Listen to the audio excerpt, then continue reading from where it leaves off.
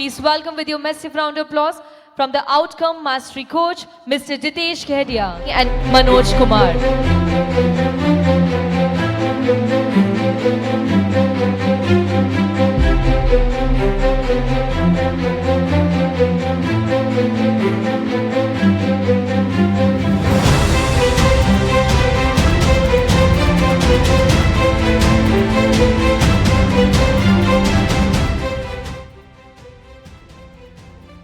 मेरा पहला सवाल सर आपसे है कि लीडरशिप का अवार्ड है सर, अब आपकी नज़र में इन शॉर्ट लीडरशिप के क्या मायने हैं सर? मेरी नज़र में लीडर माँ है।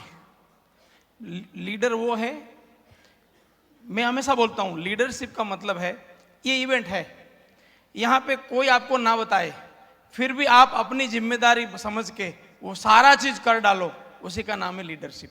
नेटवर्क, मैं अगर इसी चीज को नेटवर्क मार्केटिंग के टर्म्स में बोलूं तो ना ऊपर देखा जाए, ना बाएं देखा जाए, ना दाएं देखा जाए, केवल ये नेटवर्क खड़ा करना मेरी जिम्मेदारी है, मेरे अपलाइन को भी खड़ा करना मेरी जिम्मेदारी है, मेरे डाउनलाइन को भी खड़ा करना मेरी जिम्मेदारी है। इसी का नाम है leadership. Very true sir, thank you.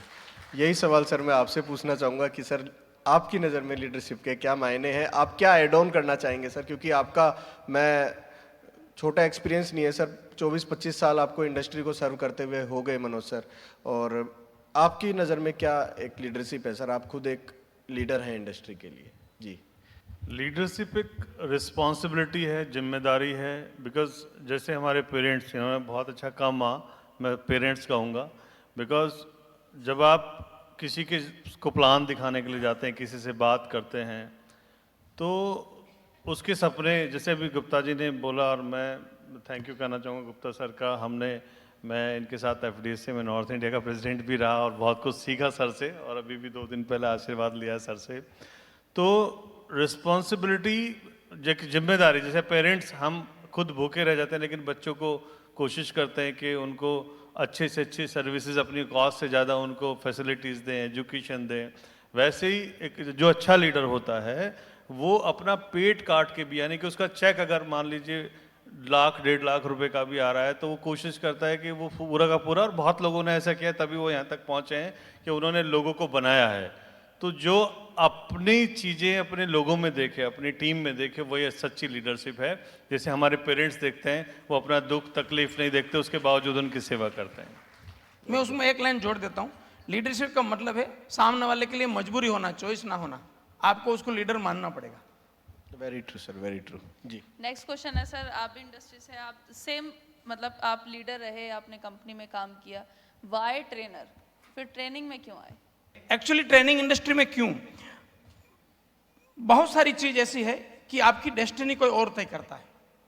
मैं कभी सपने में नहीं सोचा था कि मैं ट्रेनर बनूंगा। जब मैं 12th तक पढ़ता था तब तक मैं हमेशा नंबर 1 आता था, तो लोग ये सोचते थे कि मैं डॉक्टर बनेगा, इंजीनियर बनेगा। लेकिन 12th में साइंस में मैं फेल हो गया, तो डॉक्टर इंजीनियर छोड़ दो। और दूसरा, घर का स्थिति ऐसा था कि 9 साल की उम्र से फादर नहीं थे, तो कमाना भी जरूरी था, तो मैंने सेकंड ट्राई दिया, 12th पास करी और एमए इंग्लिश के साथ एमए किया और कमाई के साथ साथ किया। फिर सोचता था कि एजुकेशन में रहूंगा, लेकिन कंस्ट्रक्शन में चला गया। कंस्ट्रक्शन में था उस समय, आज से 17-18 साल पहले कुछ ऐसी घटना घटी, रोड पे आ गया। नेटवर्क मार्केटिंग इंडस्ट्री ने मुझे सहारा दिया, जिस इंडस्ट्री को मैं इतना घिन नज़र से देखता था। 1996 से लेकर 2007 तक नेटवर्क मार्केटिंग का प्लान दिखाने मेरे पास कोई आया, उसको मैंने ऐसा करके भेजा कि 2 दिन तक प्लान ना दिखा पाए। लेकिन यही नियति थी जो उसी इंडस्ट्री में मुझे जब मजबूरी से आना पड़ा। और आज अगर मुझे आज मुझ में कुछ भी अच्छा ही देखता हूं तो उसका केवल और केवल श्रेय जाता है डायरेक्ट सेलिंग उद्योग को। डायरेक्ट सेलिंग उद्योग को, इस नालायक को कोई सुनने लायक बनाया, उसका कारण है डायरेक्ट सेलिंग उद्योग। तो डायरेक्ट सेलिंग में आ गया। अब डायरेक्ट सेलिंग में 11 साल मैंने काम किया, दबा के काम किया, बहुत अच्छे लेवल पे किया। लेकिन आज से लगभग 6.25 साल पहले कुछ चीजें ऐसी बनी जो उनकी योजना थी, आज में शायद मुझे उनकी योजना लग रही है। कुछ सरकमस्टेंसेस भी थे, कुछ मेरी भी इच्छा थी, फ्रेंड्स फैमिली का प्रेशर भी था, कई चीजों ने मुझे ट्रेनिंग में लाया। ट्रेनिंग में 7 साल पहले जब आया तब मेरे मन में था नहीं कि कभी मैं आऊंगा, और आज मैं 6-7 साल बाद मैं फील कर रहा हूं, जब लगभग भारत की प्रोडक्ट बेस्ड 121 कंपनी को ट्रेनिंग कर चुका हूं। तो लास्ट 7 साल की मेरी जर्नी ये बता रही है 121 कंपनी में जब ट्रेनिंग किया हूं, मैं हमेशा ऐसे काम करता हूं, कभी ऐसे काम जीवन में किया नहीं हूं। एक ही ट्रेनिंग करी, वहां से दूसरी बार कोई कंपनी ने नहीं बुलाया, ऐसा हुआ नहीं है। तो शायद मेरा ट्रेनिंग में आना वो नियति ने सही लिखा था। Right sir. Manoj sir. Rahul ji, 98 में मौका मिला नेटवर्क मार्केटिंग करने के लिए। आप जो रैपिड सवाल जो होते हैं, मैंने कलकत्ता में भी सुने कि प्रोडक्ट या प्लान, मुझे ऐसा लगता है कि 90% लोग जो है पैसा कमाने के लिए आते हैं नेटवर्क मार्केटिंग में। उसके बाद वो जरिया बन जाता। तो 98 में सन 2000 के अंदर क्रूज़ का टूर अचीव किया एक कंपनी के अंदर, जब लोग क्रूज़ समझते नहीं थे, हम भी नहीं समझते थे क्या हुआ। उसके बाद 2004 में एक कंपनी के अंदर मर्सिडीज अचीवर बने, 3J की एक अचीवमेंट हुआ बहुत अच्छा सा। मैं सारे एक्सपीरियंसेस आपको बता रहा हूँ कि मैं क्यों यहाँ तक पहुँचा हूँ। उसके बाद अपनी कंपनी चलाई, सक्सेसफुली चलाई, और आप तो गवाह हैं उस बात के कि सब चीज़ों को। कोविड के बाद कुछ दिक्कतें आई, चीज़ें जब आप फर्स्ट जनरेशन बिजनेसमैन होते हैं या चीज़ों में आते हैं, तो उसके बाद ऊपर नीचे चीज़ें चली। बट जब आपका पहला NMA हुआ था, तो वहाँ काफ़ी लोगों ने मुझे पूछा कि राहुल जी ने एक प्रोग्राम किया है सर, आप दिख नहीं रहे उसमें, और इतने सारी चीज़ें आपने की हैं, तो इंडस्ट्री, तो मैं बीच में मतलब ऐसा लगने लगा था मुझे भी, क्योंकि मैन्युफैक्चरिंग है और कई चीज़ें करते हैं, तो वो सब कुछ चल रहा था। बट कहीं ना कहीं इस इंडस्ट्री जितना मोहब्बत थी, जितना प्यार था, वो ऐसा लगने लगा कि नहीं यार, वो चाहिए वापस ना, वो मतलब जो कुछ हमने दिया है, जो कुछ हमने इस इंडस्ट्री के लिए सोचते थे। तो बीइंग ए MD, जब सक्सेसफुली चीज़ें हमने की, तो एक सपना होता था, बहुत सारे लोगों ने पूछते थे भी क्या होना चाहिए।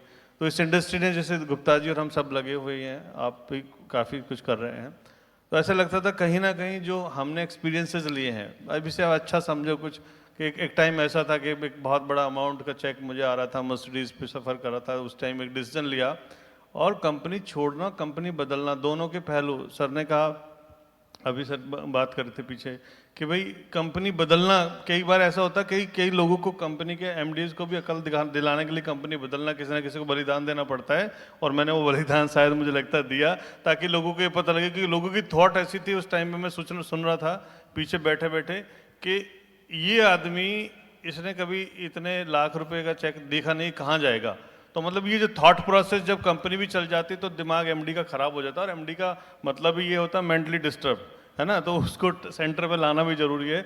तो मैं ये नहीं कहता कि आपको छोड़ना चाहिए, जमे रहना चाहिए, बट चीज़ों को समझ कर। तो मेरा आने का मकसद ये था कि आज जो कंपनियां, मैं बहुत लेवल पे, क्योंकि हमारा क्या है कि फ्रंट पे सेल्स का काम है, मीटिंग का काम है, बोलने का काम है, लोगों को मोटिवेट और ट्रेन और एजुकेशन करने का काम है।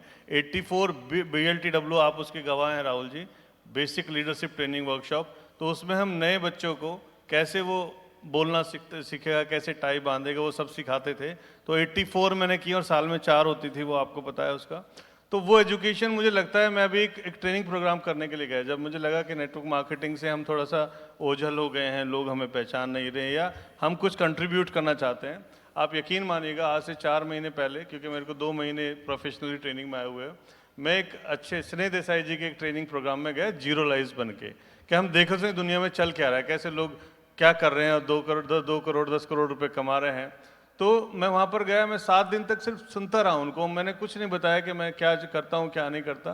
लेकिन मैं आप सबको मुबारकबाद देना चाहूँगा सर, आप सबको, जो लोग लीडर्स हैं और जो कंपनी चला रहे हैं, उन लोगों को भी, कि जो एजुकेशन आप लोग दे रहे हैं अपने लोगों को, अपने डाउनलाइंस को, जो उंगली पकड़ के सिखा रहे हैं, वो एजुकेशन की कीमत आज मार्केट में 4-4 लाख रुपए 7-7 दिन के लोग चार्ज कर रहे हैं, राइट। तो उसके बाद एक कॉन्फिडेंस आया, और वापस से मैंने लगा कि आज मेरे पास करीब 15 कंपनियां हैं, ज़्यादा नहीं, क्योंकि 2 महीने आए हैं, जिन लोगों ने मुझे देखा ट्रेनिंग्स में, तो वेलकम किया।